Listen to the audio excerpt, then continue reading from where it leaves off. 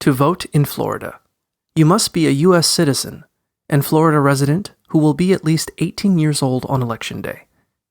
If you haven't registered to vote yet, visit the Florida Department of State's website to register online. You'll need a Florida driver's license or state ID and your social security number.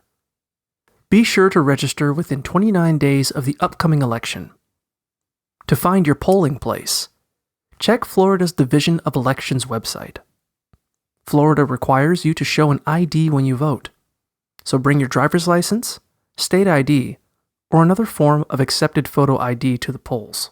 The polls are open between 7 a.m. and 7 p.m. every election day, so make sure you are in line by 7 p.m. at the latest.